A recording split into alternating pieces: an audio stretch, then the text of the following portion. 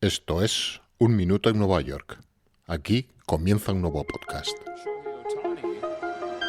Of course, never played in the postseason and has played in more games than any active player. And it needs to be special for those guys. Ohtani smokes this ball to right center field, off the wall.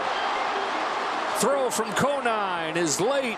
En los últimos tiempos parece que se asienta cada vez de una forma más unánime la convicción de que el béisbol es ya un deporte que trasciende a las fronteras de Estados Unidos para consolidarse como un fenómeno verdaderamente multicultural y global en este año 2026.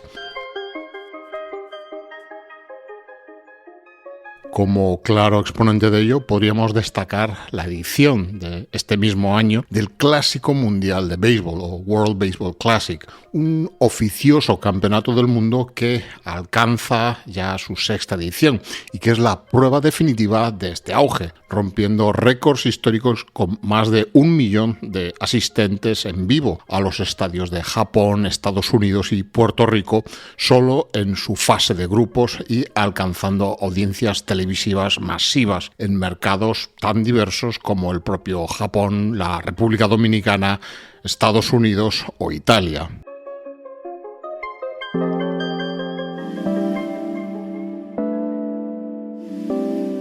Este World Baseball Classic ha reunido a países de todo el mundo en un torneo que permite a los mejores jugadores representar con orgullo a sus países de origen y mostrar el deporte a una audiencia global.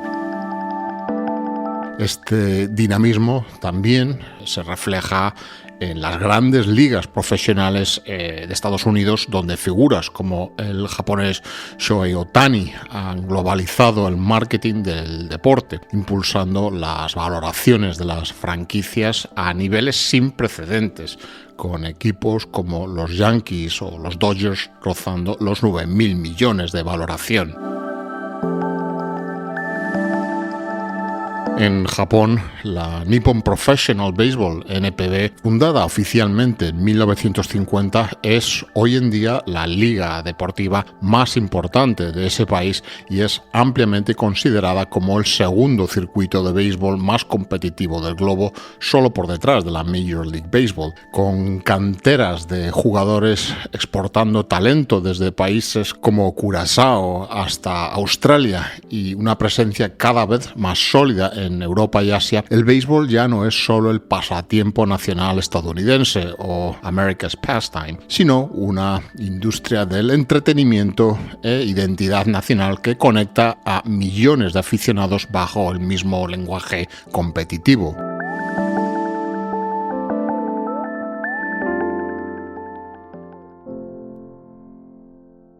La leyenda sostiene que el béisbol fue inventado en 1839 por Abner Doubleday en la localidad de Cooperstown, Nueva York, quien supuestamente diseñó el campo y redactó las primeras reglas del juego. Esta narrativa sería impulsada a principios del siglo XX por la llamada Comisión Spalding, con el fin de dotar al deporte de un origen puramente estadounidense y hasta cierto punto patriótico.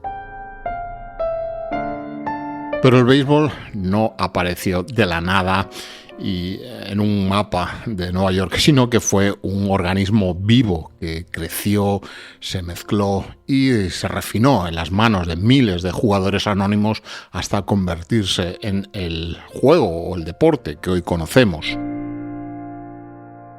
La realidad es mucho más progresiva y gradual.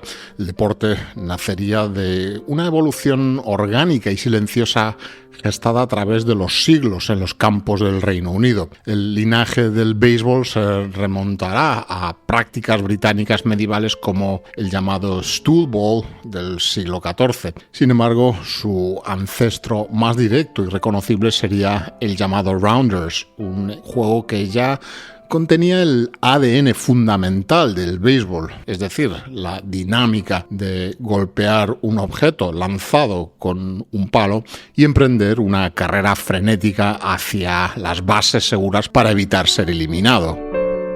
en buena medida no es una invención, sino una transformación constante de estas tradiciones.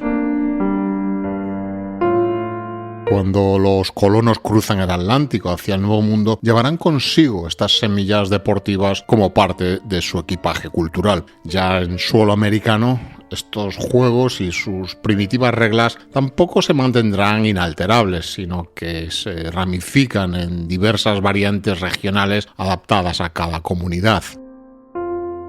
En los distintos pueblos y asentamientos estas prácticas se conocieron bajo nombres sencillos como base o el más formal town ball.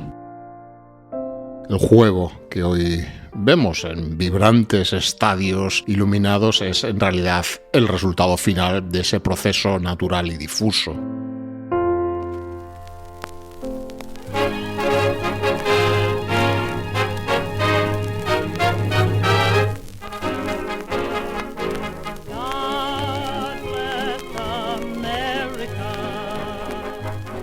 Entre 1840 y 50, Manhattan y Hoboken, en la vecina New Jersey, serán testigos de la más importante transformación, silenciosa pero imparable. Lo que hasta entonces no era más que un popular pasatiempo callejero y en cierto modo caótico, comenzaría a adquirir estructura y rigor en los campos de juego. Sería en ese escenario donde Alexander Cartwright y sus Knickerbockers actuaron como verdaderos arquitectos del deporte, trazando sobre la hierba la geometría del diamante actual y dictando la duración de cada partido de las ya conocidas 9 entradas o innings, dotando al juego de identidad propia por primera vez. Este nuevo estilo, bautizado con orgullo como el New York Game, se distinguía de cualquier otra versión regional por su dinamismo y clara naturaleza competitiva. Aquella chispa neoyorquina no tardaría en propagarse por todo el noreste de Estados Unidos, ganando el impulso definitivo tras el fin de la Guerra Civil. El juego ya no era solo un ejercicio de recreo, sino un símbolo de identidad cultural en pleno movimiento de la reconstrucción nacional tras la guerra. Posteriormente, y ya con el ocaso del siglo XIX, el béisbol terminaría de mudar su piel amateur para tornarse en un fenómeno profesional, así como en un espectáculo de masas. Nueva York se erige entonces como el epicentro absoluto de esta nueva era, consolidando su dominio con el nacimiento de las 3 grandes franquicias que con el tiempo se volverán auténticas leyendas del béisbol.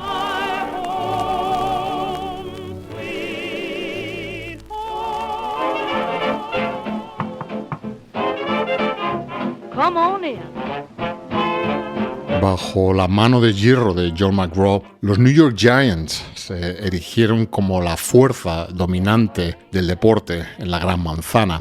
Su fortaleza eran los míticos Polo Grounds de Manhattan, un terreno de juego enmarcado entre las calles 155 y 157, custodiado por la Octava Avenida y el río Harlem. Allí donde hoy se levantan las torres de un complejo de vivienda pública, se escribió durante décadas el relato de la aristocracia del béisbol neoyorquino. La gloria de los Giants no sería casualidad. Cosecharían 5 títulos de las series mundiales y 17 banderines de la Liga Nacional, dejando para la posteridad imágenes inmortales. Ninguna brillaría tanto como el legendario catch de Willie Mays en las finales del año 1954, una proeza atlética que quedaría grabada en la memoria colectiva de este deporte. Sin embargo, su historia no sería completa sin la encarnizada rivalidad que mantenían con sus vecinos del otro lado del East River.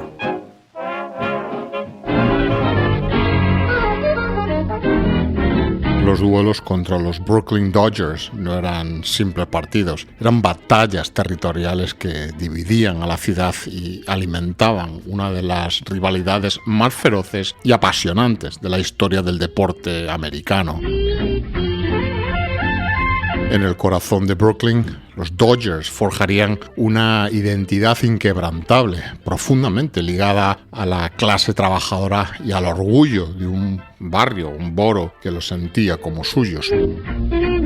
Su nombre original, Trolley Dodgers, era un guiño a la pericia de sus aficionados que a diario esquivaban los tranvías para llegar a su estadio. Una anécdota que anticipaba la naturaleza vibrante y popular de una de las rivalidades más viscerales en la historia del deporte. Su templo era el Ebbets Field, un recinto íntimo y ruidoso, situado en el barrio de Flatbush, donde nacería la mística de los llamados Bums. Este apoyo, cuyo significado es de vagabundos, sería adoptado con cariño por una afición que, a pesar de las derrotas trágicas frente a los posteriormente todopoderosos Yankees, mantendría una lealtad a prueba de fuego.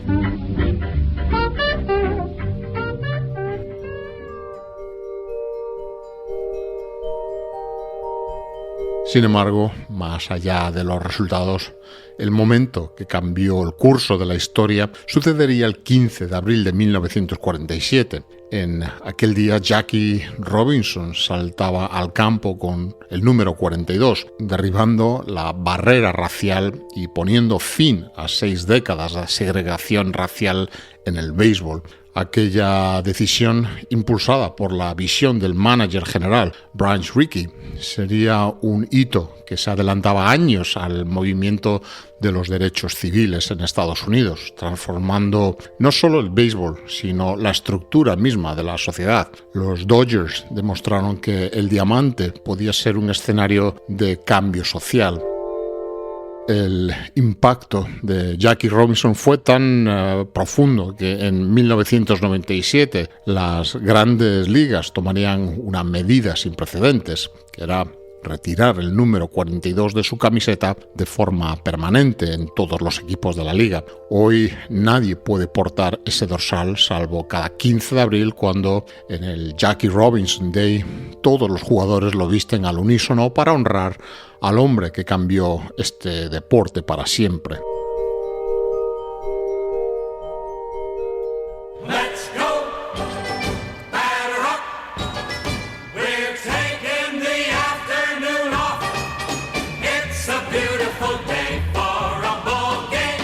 La era dorada del béisbol en Nueva York alcanzó su punto álgido en la primera mitad del siglo XX, un clímax marcado por el rugido de la multitud en el Bronx y la imponente silueta del Yankee Stadium, inaugurado en 1923. Sin embargo, los Yankees, la dinastía más renombrada del mundo del béisbol, no nacería entre lujos ni en la cima del éxito. Sus raíces se encuentran en un origen curioso y accidentado que comenzaba lejos de Nueva York, más concretamente en Baltimore, donde en 1901 jugaron sus primeras temporadas como los Baltimore Orioles originales. Tras apenas 2 años de turbulencias financieras y roces con la liga, la franquicia cambiaba de manos por la modesta suma de $18,000. Sus nuevos dueños, Frank Farrell y Bill Devery, trasladan el equipo a Manhattan en 1903, instalándolo en un estadio de madera construido a toda prisa en las elevaciones de Washington Heights. Debido a su ubicación en la zona más alta de la isla, el equipo sería bautizado como los New York Highlanders, aunque para 1913 el nombre de Yankees, una alternativa más corta y cómoda para los titulares de prensa, se oficializó definitivamente.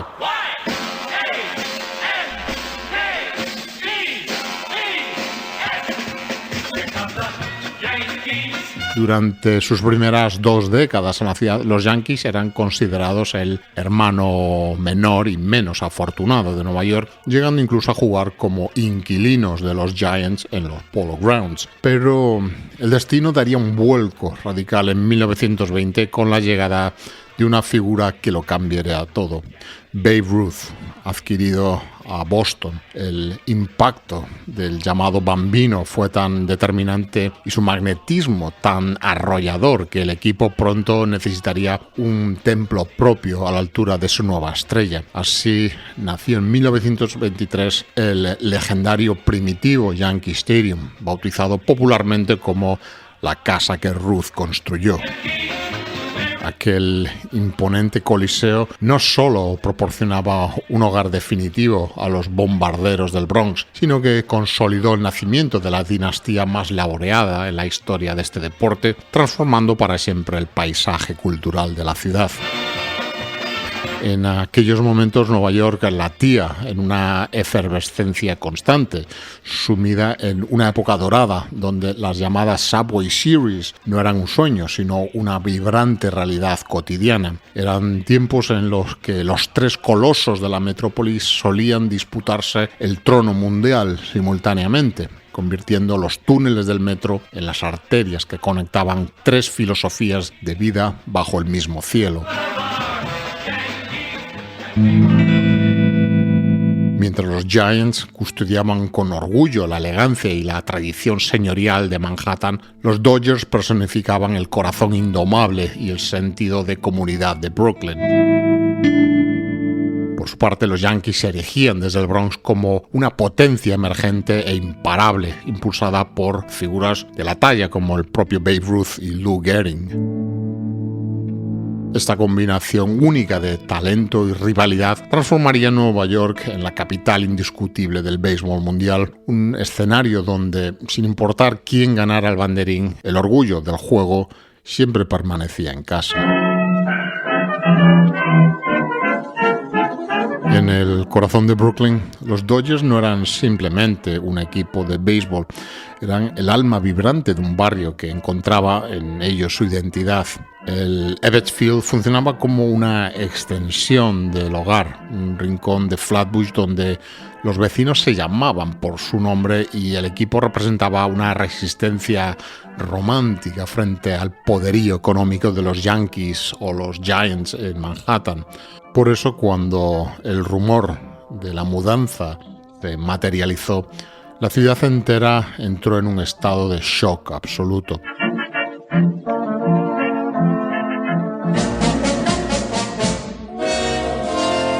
Say, did you hear the news about what's happening in Brooklyn? We really got the blues about what's happening in Brooklyn. La tragedia, sin embargo, nació de un desencuentro burocrático y también político.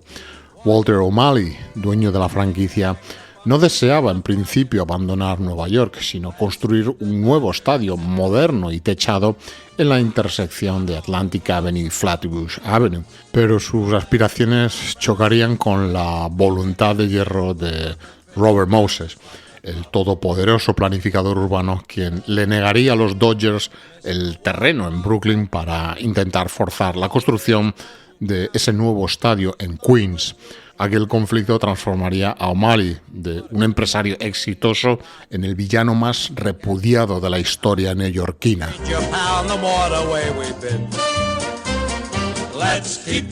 El rencor de la afición alcanzaría niveles épicos, alimentando el famoso dicho popular que aseguraba que si un fan de los Dodgers tuviera una pistola con solo 2 balas y se encontrara frente a Hitler, Stalin y O'Malley, le dispararía al dueño del equipo ambas veces. Esta herida se hizo mortal el 24 de septiembre de 1957, durante el último partido jugado en el Ebbets Field. Really, what would Brooklyn be without the Dodgers?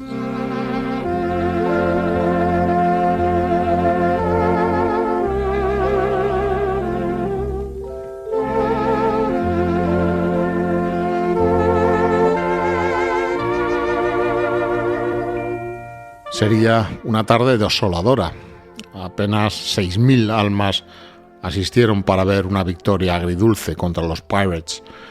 No habría vítores esa noche, solo un silencio fúnebre mientras por los altavoces resonaban las notas del Auld Lang Syne.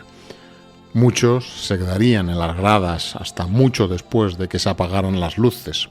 aferrados a una identidad que sentían que se les arrebataba para siempre. Hoy, el lugar donde se gestaron tantas hazañas del béisbol está ocupado por los Ebbets Field Apartments, un complejo de viviendas inaugurado en 1962 tras la demolición del estadio. Aunque el rugido del diamante se extinguió hace muchas décadas, el terreno conserva ecos sutiles de su gloria pasada. Una placa conmemorativa custodia su entrada y en la penumbra de un pasillo cerca de la calle Sullivan, una placa situada donde se hallaba el home plate sigue incrustado en el suelo como un recordatorio silencioso del pasado. Incluso la arquitectura del lugar parece negarse al olvido, con el contorno de una escuela siguiendo todavía la curva exacta de lo que alguna vez fue el outfield derecho, sirviendo como un último vestigio físico de la casa donde los Brooklyn Dodgers hicieron historia.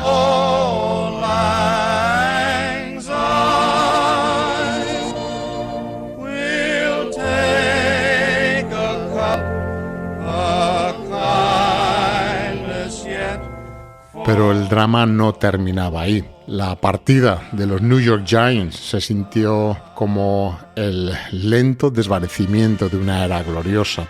A diferencia de la resistencia feroz que se vivió en Brooklyn, el adiós de los Giants en los Polo Grounds estuvo teñido de una resignación melancólica.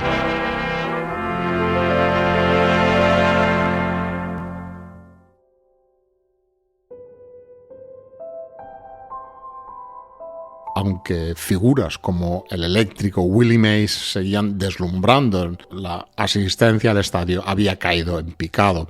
Los Giants, visto más como un emblema de toda la ciudad que como el corazón de un barrio específico, parecían haberse quedado sin aliento espiritual y financiero en las calles de Manhattan. Su despedida sería triste y poco combativa, de una aceptación silenciosa de que el equipo necesitaba un nuevo horizonte, aunque perder a Willie Mays en la ciudad, el jugador más vibrante de su tiempo, supuso un golpe demoledor para el prestigio deportivo de la isla.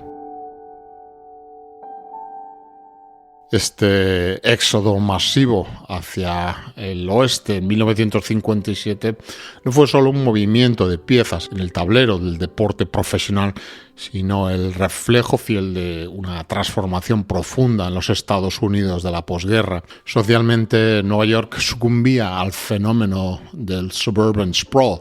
Las familias de clase media abandonaban la densidad de Brooklyn y el Upper Manhattan para buscar el sueño americano en los suburbios de Long Island y New Jersey. En este nuevo mundo dominado por el automóvil y las autopistas, los templos antiguos del deporte como el propio Ebbets Field quedaban atrapados en una trama urbana obsoleta, sin estacionamiento y con difícil acceso, lo que provocaría una erosión en el apoyo desde la grada, a pesar de que los equipos seguían siendo competitivos en el campo. En el plano económico, el país miraba con mayor ambición hacia el oeste y el sur, regiones en pleno estallido demográfico y que carecían de franquicias en las grandes ligas de béisbol. Mientras Walter O'Malley y Horace Stoneham, propietario de los Giants, lidiaban con infraestructuras decadentes en Nueva York y la negativa rotunda de la administración pública neoyorquina a financiar nuevos estadios, California, sin embargo, se presentaba como la tierra de las promesas, con terrenos gratuitos, exenciones fiscales y mercados vírgenes para la televisión. Al final, la mudanza de las dos franquicias sería una decisión financiera inevitable para garantizar la rentabilidad de estas empresas, una maniobra que convirtió al béisbol en un espectáculo verdaderamente nacional, pero que dejó una cicatriz de nostalgia imborrable en el alma de Nueva York.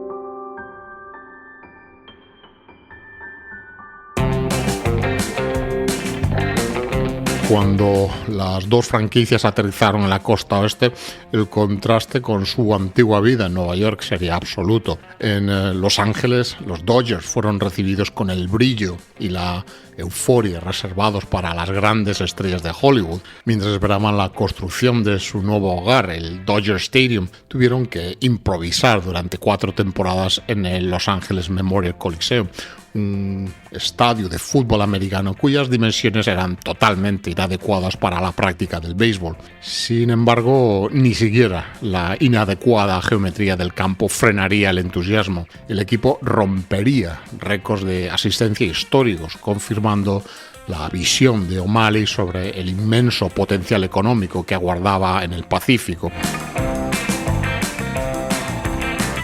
Por su parte, los Giants encontraron en San Francisco una bienvenida cálida en lo humano, pero gélida en lo climático. Tras un breve paso por el Seals Stadium, se mudaron al legendario Candlestick Park, un lugar que pronto se hizo famoso por sus rachas de viento huracanadas y una neblina que parecía congelar tanto a los jugadores como a la grada. El propio Willie Mays, forjado en los veranos sofocantes de Nueva York, tuvo que aprender a lidiar con ráfagas impredecibles que desviaban sus bateos, que en cualquier otro lugar habrían sido home runs indiscutibles. A pesar de la distancia y los nuevos escenarios, la esencia del duelo entre estos dos equipos no cambió. La rivalidad entre ambos se mantuvo intacta. Al trasladar ese odio deportivo desde las calles de Nueva York hasta los acantilados de California, las grandes ligas terminaron por consolidarse como un espectáculo verdaderamente a nivel nacional. El conflicto deportivo que nació en el East River encontró una segunda vida frente al Pacífico, asegurando que la historia de los Dodgers y los Giants siguiera escribiéndose con la misma intensidad de siempre.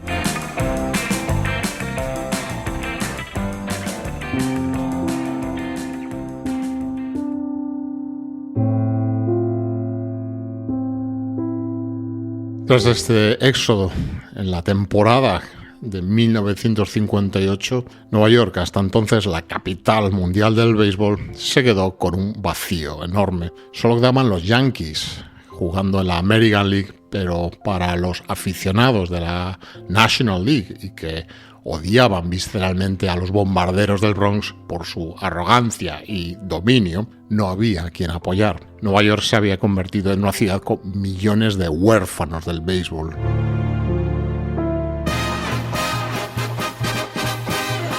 Meet the Mets, meet the Mets, step right up and greet the Mets. La creación de los New York Mets en 1962 es en esencia un acto de reparación histórica para sanar la herida que dejaron Dodgers y Giants al marcharse. El nacimiento de los Mets sería impulsado por William Shea, un abogado neoyorquino que intentaría traer de vuelta a los Dodgers o a los Giants, y al fracasar en esta empresa amenazó con crear una nueva liga rival, la que sería llamada Continental League. Para evitar esta competencia, las dos grandes ligas cedieron y otorgarían a Nueva York una nueva franquicia de expansión. Desde su concepción, los Mets fueron diseñados para ser un homenaje viviente a los dos equipos que se habían ido, buscando capturar la nostalgia de los antiguos aficionados de Brooklyn y Manhattan. Esta conexión no sería sutil, sino que se grabó directamente en la identidad visual y el espíritu del nuevo equipo. Los New York Mets elegirían el azul de los Dodgers y el naranja de los Giants como sus colores oficiales, combinándolos con el blanco para completar los colores de la bandera de la ciudad de Nueva York. El mensaje era contundente: somos la suma de lo que perdieron, una forma de sanar la herida de los aficionados que se habían quedado huérfanos de béisbol en la Liga Nacional. El escudo de los Mets también fue diseñado como un tributo a la historia deportiva de la metrópoli. Presenta una silueta de los edificios icónicos de Nueva York, pero incluye elementos simbólicos de los tres equipos originales.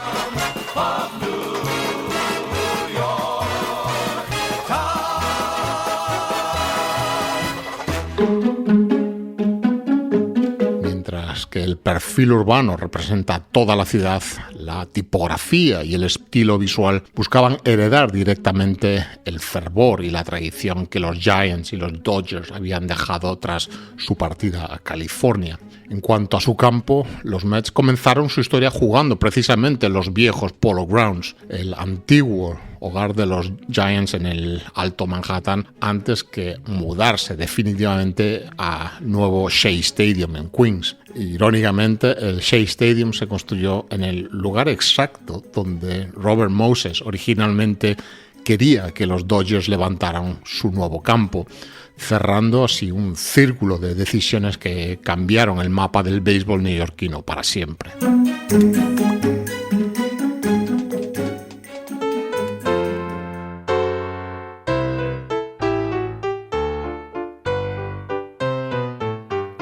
Take me out to the ball game.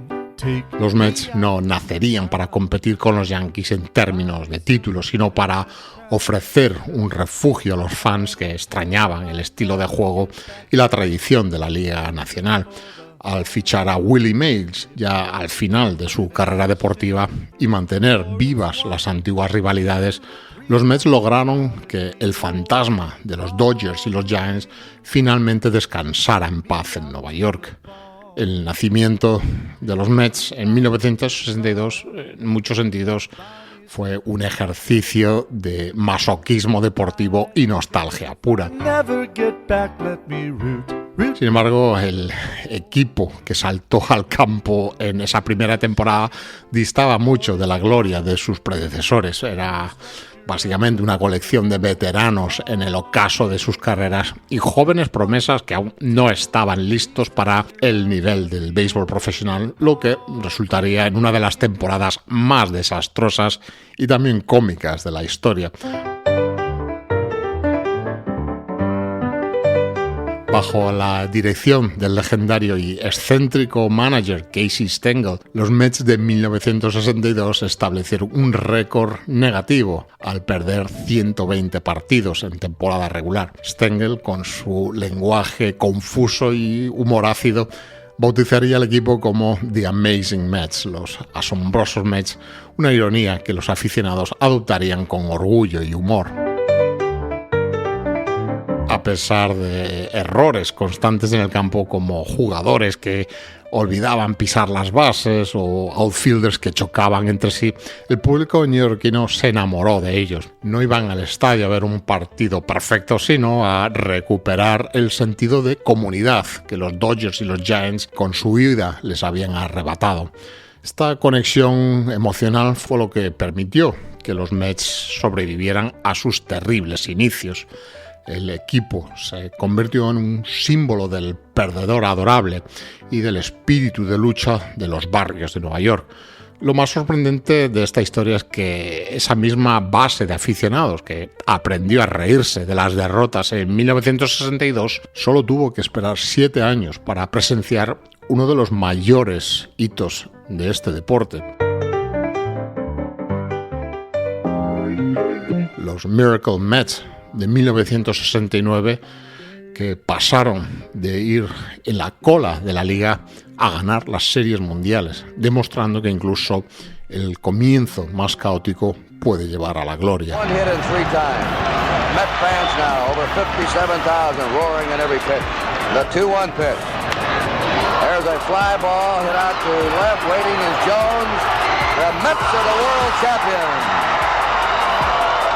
El milagro de 1969 es la culminación poética de esa década de sufrimiento que comenzó con la partida de los Dodgers y los Giants. Para los aficionados que habían soportado las 120 derrotas de 1962, ver a los Mets levantar el trofeo de las series mundiales apenas 7 años después fue una validación emocional.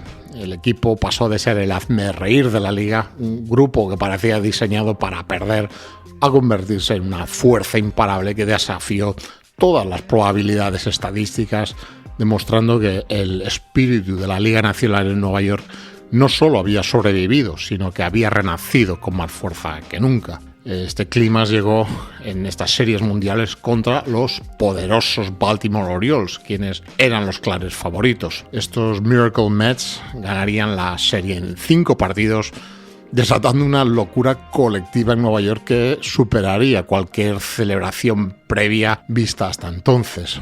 Tras el último out, desató una explosión de euforia colectiva que paralizaría por completo a Nueva York, transformando el Shea Stadium en un mar humano de miles de aficionados que invadían el campo para arrancar pedazos de césped como auténticos trofeos de guerra. Aquella tarde de octubre, con una temperatura perfecta de 15 grados, la metrópoli se convirtió en un carnaval improvisado, donde el confeti caía como nieve desde los rascacielos de Manhattan y los desconocidos se fundían en abrazos en cada esquina, unidos por la dulce incredulidad de ver el eterno equipo colista erigirse como el nuevo rey. Para la ciudad, este triunfo no fue solo un campeonato deportivo, sino el cierre de una herida abierta desde 1957. Al ver a su nuevo equipo triunfar, los neoyorquinos finalmente dejaron de mirar hacia el pasado con nostalgia por Los Ángeles o San Francisco y abrazaron a los Mets como sus nuevos y legítimos héroes,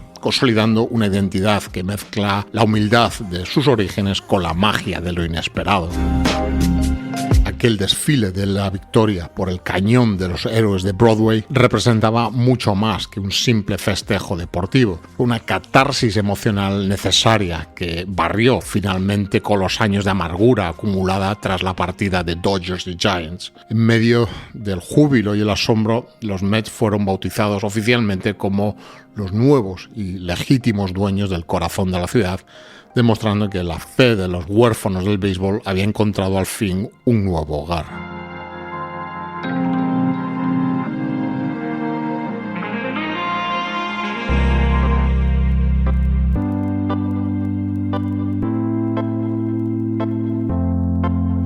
Aunque el Citi Field abría oficialmente sus puertas en 2009, la semilla de este proyecto comenzaba a germinar a mediados de los años 90.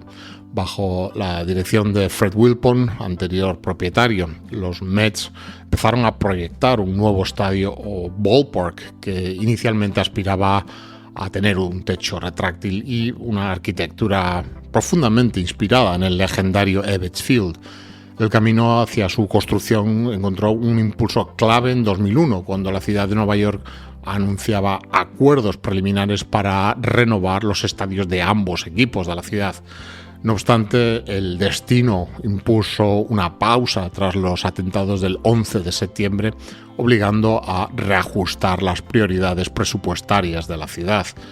No sería hasta abril de 2006 cuando los proyectos finales recibieron luz verde, permitiendo que aquel sueño nostálgico comenzara a transformarse en la imponente realidad de ladrillo y acero que hoy disfruta la afición de Queens.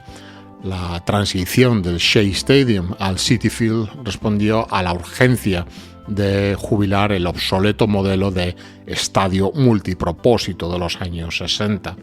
Aquella mole de hormigón circular se había vuelto fría y deteriorada, ofreciendo ángulos de visión deficientes para el béisbol tras la partida de los Jets de la Liga de Fútbol Americano. Al levantar el nuevo recinto justo al lado de su predecesor, los Mets apostaron por un ballpark diseñado exclusivamente para el diamante. El objetivo era doble: modernizar las instalaciones con tecnología punta y suites de lujo, pero al mismo tiempo recuperar la intimidad y la estética clásica de los antiguos campos neoyorquinos. El resultado es una experiencia mucho más acogedora y humana, capaz de calentar el ánimo de la afición. Su inspiración más profunda y evidente es el ya desaparecido y mencionado Ebbets Field, aquel mítico santuario de los Brooklyn Dodgers, y es una herencia que se despliega con elegancia en su fachada exterior, donde el ladrillo rojo y los arcos de piedra caliza replican la estética de principios del siglo XX. El corazón de este tributo es la Jackie Robinson Rotunda, una entrada monumental que no solo exalta la figura del pionero de la integración racial, sino que captura la esencia de catedral deportiva que caracterizaba a los estadios clásicos de la ciudad.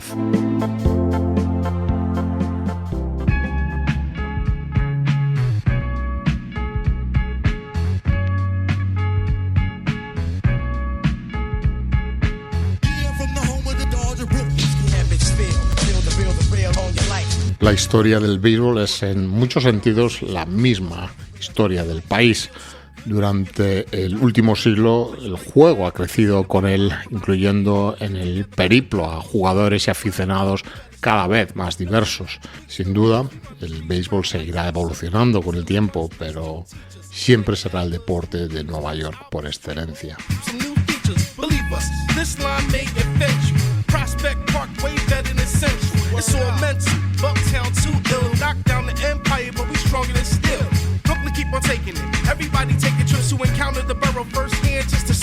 Un Minuto en Nueva York es un podcast escrito y producido en Nueva York que te trae retazos de su historia, personajes, costumbres y arquitecturas, relatados de forma personal, subjetiva y no siempre rigurosa.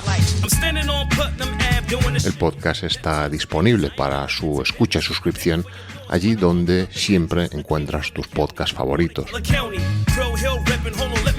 Para descubrir más acerca de Nueva York, visita nuestra página web unminutoennuevayork.com, donde podrás acceder a todos los contenidos sonoros y visuales publicados e incluso contribuir al sostenimiento y continuidad del podcast. Además, y si quieres, puedes seguir nuestras publicaciones en todas las redes sociales, donde no te será difícil encontrarlo.